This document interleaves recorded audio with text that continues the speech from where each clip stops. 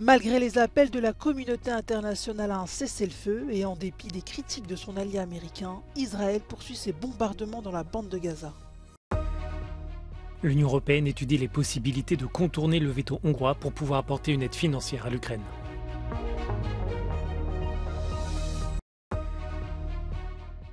Les Serbes appelés aux urnes ce dimanche pour élire leur parlement, le scrutin est marqué par une augmentation de la violence. Le plus grand festival de la jeunesse de droite italienne débute à Rome. Des personnalités prestigieuses comme Rishi Sunak ou Elon Musk ont accepté l'invitation de Giorgia Meloni. Malgré les critiques de plus en plus vives sur sa stratégie militaire, Israël poursuit ses bombardements dans la bande de Gaza. L'État hébreu a prévenu que sa guerre contre le Hamas durait bien au-delà de plusieurs mois. Son allié américain l'exhorte à réduire l'intensité de ses frappes afin de protéger les civils. Today could end today if Sinwar did the right thing and just laid down his arms and surrendered and gave the hostages back. That doesn't look likely right now. This war that Hamas started, and Israel has a right and responsibility to continue to conduct this war to protect their people and to protect their nation. Dans cette vidéo tournée par l'armée israélienne, des hommes du Hamas arrêtés par les soldats israéliens dans le nord de la bande de Gaza déposeraient les armes. Plus au sud, à Khan Younes, des frappes israéliennes ont fait des dizaines de morts et de blessés, d'après le ministère de la Santé du Hamas. La bande de Gaza est au bord du chaos. The humanitarian operation is really on the brink of collapse, and it's just not possible to deliver in an orderly fashion under these conditions. What we really need is to step up the volumes, and for that we need more crossings. Les Gazaouis sont confrontés à des conditions humanitaires désespérées. Cherchant à fuir les bombardements israéliens, ils ne sont en sécurité nulle part. D'après le ministère de la Santé, 18 787 personnes sont mortes depuis le début du conflit. L'Union européenne poursuit ses efforts politiques pour s'accorder sur un soutien financier à l'Ukraine. La Hongrie s'est opposée lors du sommet européen qui s'est achevé vendredi à une enveloppe de 50 milliards d'euros pour aider Kiev face à l'invasion menée par la Russie. Les chefs d'État et de gouvernement ont décidé de se retrouver en début d'année prochaine dans l'espoir de convaincre d'ici là le Premier ministre hongrois Viktor Orbán. Mais avant cela, l'Union continue d'étudier les possibilités de contourner l'opposition de Budapest et de mettre en place un nouveau mécanisme entre les États membres. We are working very hard, of course, to have a result of where there is an agreement of 27 member states. But I think it is now also necessary to work on potential alternatives to have an operational solution in case that an agreement by 27, so unanimity, is not possible. Lors de la première journée du sommet jeudi, la Hongrie ne s'était pas opposée au lancement des négociations d'adhésion avec l'Ukraine puisqu'elle s'est abstenue.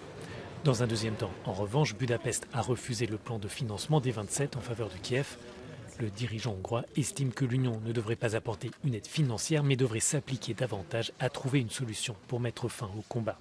Le président français juge que dans l'immédiat, il est possible d'utiliser d'autres moyens sans recourir au budget européen. Yesterday it was a failure of a revision of our budget because of the veto put on the table by Hungary. But this is not a veto, paradoxically, on the funding for Ukraine, because we do have a mechanism to fund Ukraine. We have 18 billion we can raise on the market. It's a QMV decision. It's not unanimity. And it was what we negotiated last year. So I think we can fund Ukraine if we are totally blocked next year. Les 27 ne sont pas non plus parvenus à une position commune à propos de la guerre entre Israël et le Hamas. La Belgique et l'Irlande ont poussé pour appeler à un cessez-le-feu, mais d'autres capitales ont rejeté cette proposition. Pour le président chypriote, cette issue est la plus mauvaise des solutions. Στη γειτονιά μας, που είναι και η γειτονιά της Ευρωπαϊκής Ένωσης, γίνεται ένας πόλεμος αυτή τη στιγμή. Ένας πόλεμος με τραγικές συνέπειες. Υπάρχει μια δραματική ανθρωπιστική κρίση. Υπάρχουν επιπτώσεις στην περιοχή, επιπτώσεις που αγγίζουν και την ίδια την Ευρωπαϊκή Ένωση και ερχόμαστε εμείς ως Ευρωπαϊκή Ένωση να μην μπορούμε να στείλουμε ένα μήνυμα, ένα κοινό μήνυμα στις χώρες της περιοχής. L'Union européenne répète qu'Israël a le droit de se défendre, mais que cette réponse dans la bande de Gaza doit respecter le droit humanitaire international.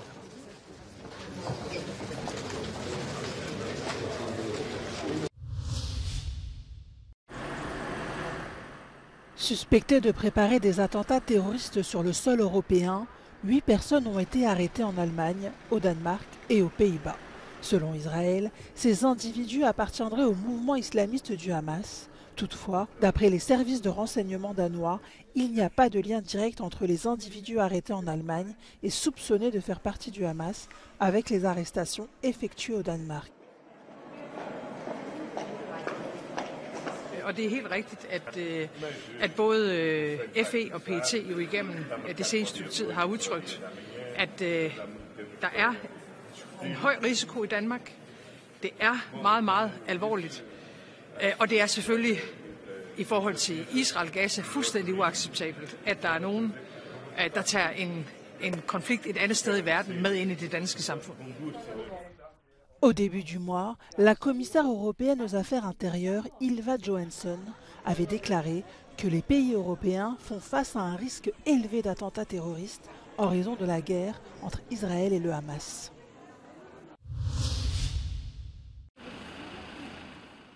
Les électeurs serbes sont attendus aux urnes ce dimanche pour élire leurs représentants au Parlement.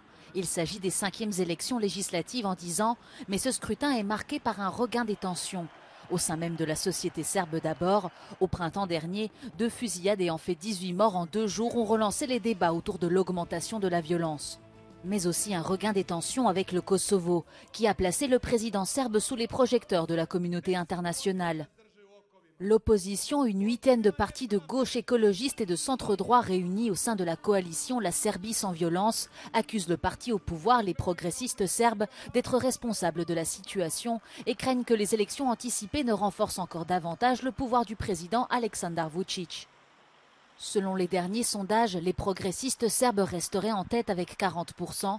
Les partis d'opposition SPN et SPS se partageraient 26 et 29% des voix. La Finlande a décidé de fermer à nouveau sa frontière avec la Russie après une brève réouverture. 2 postes frontières sur 8 avaient rouvert jeudi, mais après avoir constaté un afflux accru de migrants sans papier, la frontière a été refermée. Elle ne devrait pas rouvrir avant le 14 janvier. La Finlande a de nouveau accusé les autorités russes de canaliser intentionnellement les migrants illégaux vers la frontière finlandaise. Selon le Premier ministre, il ne s'agit pas du nombre de personnes, mais du phénomène. Il s'agit clairement d'une tentative d'influencer la Finlande. Les autorités pénitentiaires russes ont reconnu vendredi qu'Alexeï Navalny avait été transféré, mais elles n'ont pas précisé où. Dans un rapport lu lors d'une audience sur une plainte du chef de l'opposition russe contre la prison où il était détenu depuis juin 2022, il a été précisé que Navalny avait été transféré. Selon ses avocats, ils n'ont plus eu aucun contact avec leurs clients depuis le 5 décembre dernier. Des membres de son équipe ont expliqué que le transfèrement de Navalny était dû à l'annonce de son intention de faire campagne contre la réélection du président Vladimir Poutine. Alors que l'utilisation décriée des énergies fossiles était au cœur de la dernière conférence sur le climat, jamais l'humanité n'a consommé autant de charbon.